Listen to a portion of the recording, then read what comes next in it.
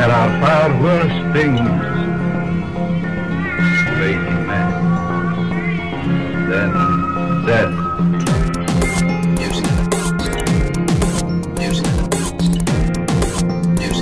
What's up, my wizards? It's Dev. Mtg, we like magic, you know by now. And I've got an oddball deck for you today, man. But if you like drawing cards and like playing huge fat dudes, and like this might deserve a little bit of your attention. Here's Blue-Red Hour of Eternity, of all things. And quick shout out to TCG Player for sponsoring my content. If you're interested in this deck list, and you might be, it's a really weird deck. Just click the first link in the description. That'll take you over to tcgplayer.com. You can check it out and go from there. But for now, let's look at this really weird thing. A lot of weird decks lately, but I like that. Well, of course, it all starts with 4 whole copies of Hour of Eternity. We want to run the playset here because it's what the deck is built around. We want to see the card as often as possible. So basically, you pump 5 mana into it, you get 1 guy out of your graveyard, and he's a 4/4. If you pump 7 mana into it, you get 2 things, and then 9 mana gets you 3 things, and so forth and so on.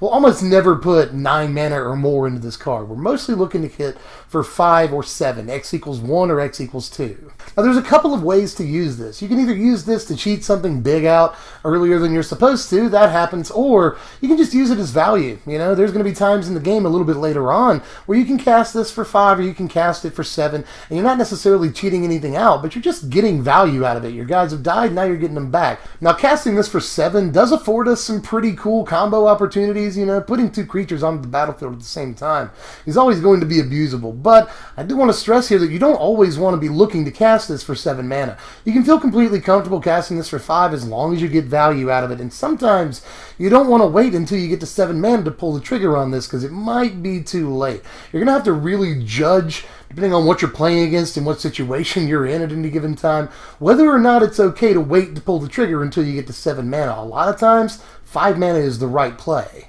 Now, if we're going to be getting stuff out of our graveyard with Hour of Eternity, then it stands to reason that we have to put stuff in our graveyard to begin with. And we've got 12 different ways in this deck of doing that. Actually, we've got a little bit more than 12 ways, but these are the 3 main cards that do it, and we're playing play sets of all of them. So let me show you Champion of Wits, Strategic Planning, and Cathartic Reunion. Well, I don't feel like any of these need that much explanation. They're just the cards that do the thing we need them to do the best in the format and the most efficiently. At 2 mana, we've got Strategic Planning and Cathartic Reunion. Play sets of these means that we will very often be able to find at least 1 copy of them to cast on turn 2. That's important for dumping guys into your graveyard and getting stuff that you need, Cathartic Reunion, planning that can both put an Hour of Eternity into your hand and dump big creatures into your graveyard. Super important that we can do that as early as turn 2 to get set up. And Champion of Wits, we need creatures that we can bring back with Hour of Eternity. We need stuff that, dumps things into the graveyard. We need to draw some cards in the deck, and Champion of Wits just does it all as early as turn 3 and serves as a blocker we can throw in front of aggro. So Champion of Wits definitely deserves a playset. I really don't feel like I have to say too much more about these cards. I think they're just obviously the best things to be playing that pitch things into our graveyard and find stuff for us.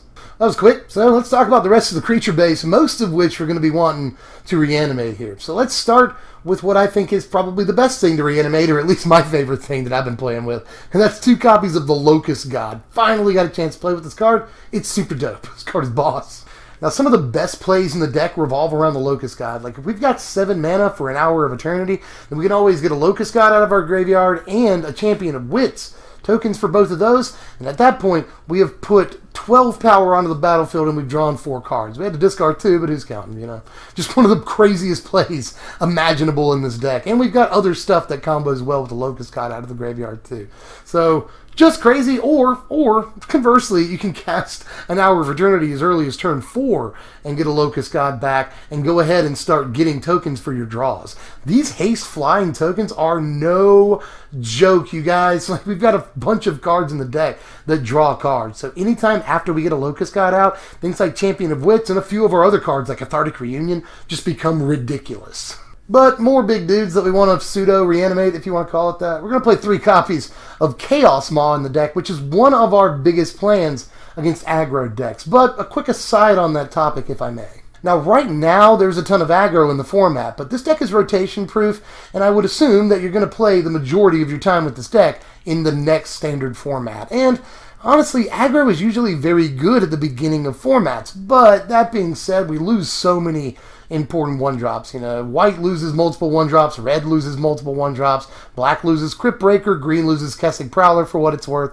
So we just lose all of the most aggressive 1-drops in the format, and I'm not sure that aggro can function without those very important 1-drops. So with that in mind, I think that post-rotation you won't have to worry so much about extremely fast aggro. But for now, Chaos Maul is our best option against those decks. And hey, you know, sweeping the board as early as turn 4, sometimes 5, and leaving yourself with a 4/4 flyer, there are worse things you could be doing.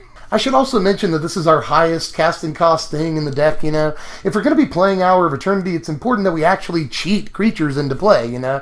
We're playing 6-mana things like the Locust God, which we could just hardcast like the next turn, but we can at least cheat 2 turns, or sometimes more with some ramp, off of the casting cost of this card, making it really, really effective. So if we're going to play one really, really high casting cost thing in the deck, I think Chaos Maul is probably the best option in these colors. Now, I'm also going to play 2 copies of Glorybringer in the deck. Now, I know this looks a little bit weird because it's 5 mana, and that's the same CMC as Hour of Eternity for 1, you know.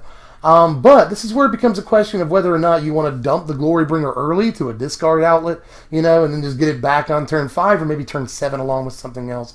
Or maybe you want to play your Glorybringer on turn 4 or 5, and then get it back after they kill it with an Hour of Eternity. There's a few different ways you can play your Hour of Eternity. There's a few different ways you can play your Glorybringer in this deck, and it's all going to depend on the situation. I don't think that we should just not play 4 and 5 mana creatures, you know, because Hour of Eternity costs at least 5.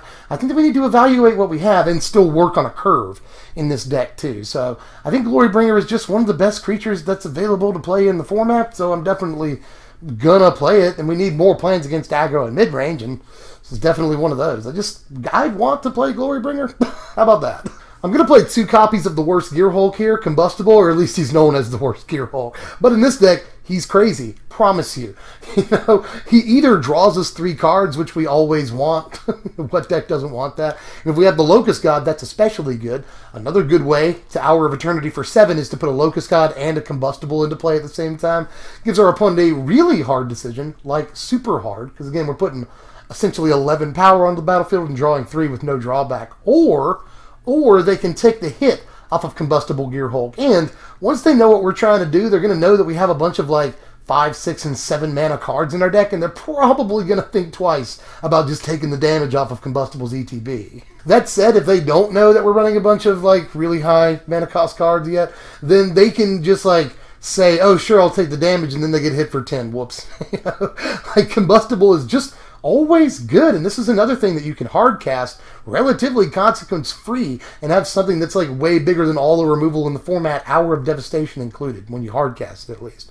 So just love Combustible Gear Hulk. This is one of the decks for it. Now the rest of the slots in the deck are relatively soft from this point on, so just keep that in mind. If you want to edit this deck, especially when the new set comes out and there may be some better pieces for it, just keep in mind that the rest of these slots here are a little flexible. So with that in mind, let's tell you about the last creature in the deck, the 3 copies of Sand Strangler.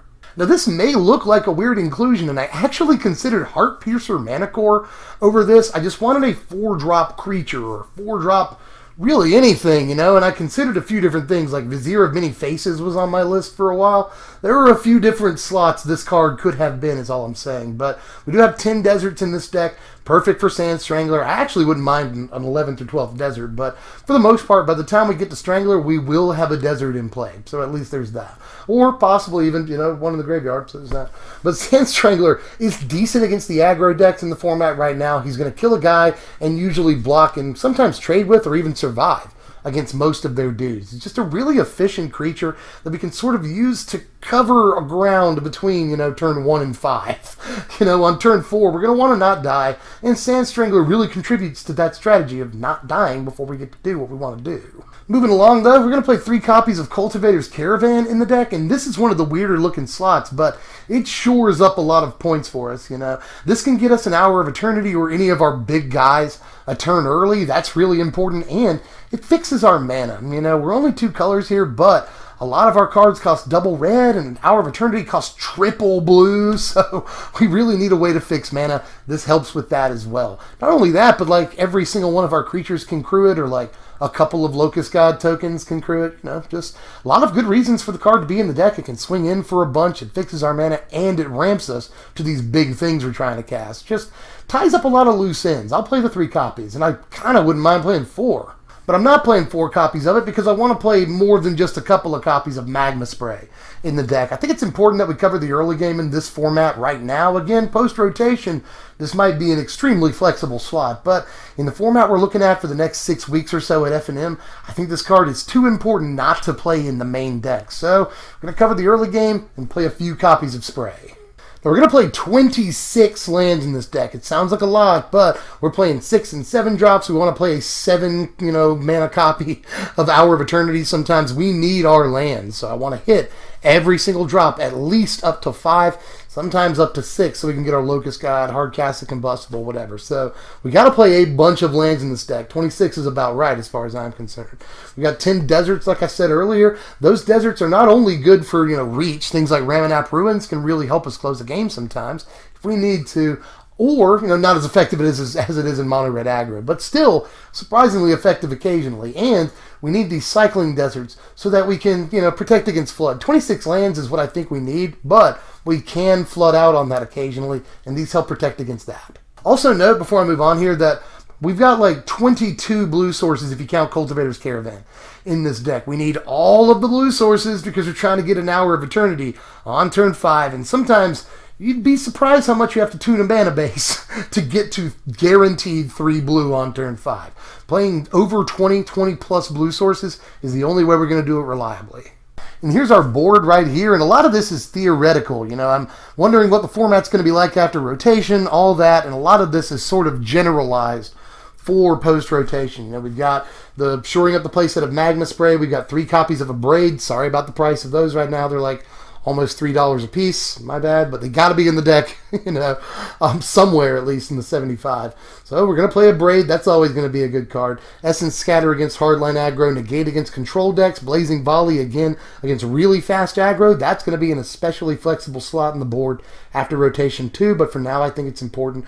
Violent Impact is going to be against artifacts, yes, but specifically Scavenger Grounds. That's a land a lot of people are playing right now that screws with graveyards. We got to be able to kill that before we really start going off in our graveyard strategy. Violent Impact is there to do that. We're also going to finish off the playset of Sand Strangler and Chaos Maw against aggro decks, because aggro decks are the bane of our existence, and we got to be able to do the things that we want to do, right? We got to get to turn 4, 5, 6 to do that, and we can't afford to get run over. So we're going to, most of our slots here in this board are tuned against aggro.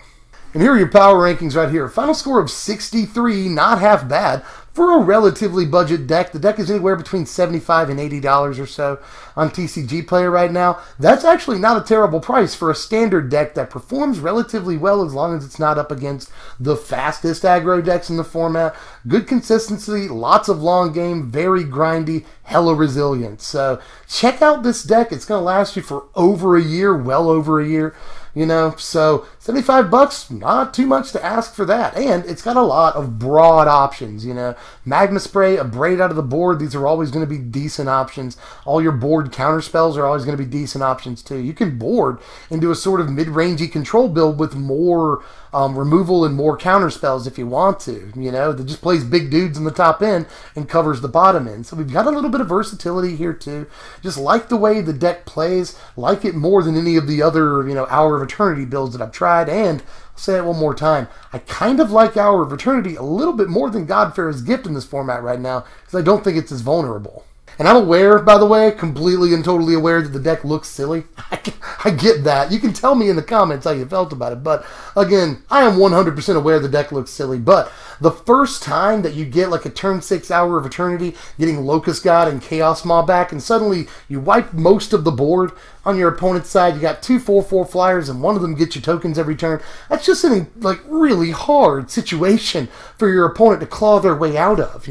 First time you get Locust God and Combustible Gearhulk off of an Hour of Eternity, you won't be able to stop laughing for a while. Your opponent will have this look on their face like, okay, what do I do with Combustible Gear Hulk here, you know? How do I decide what I'm going to do for the ETB?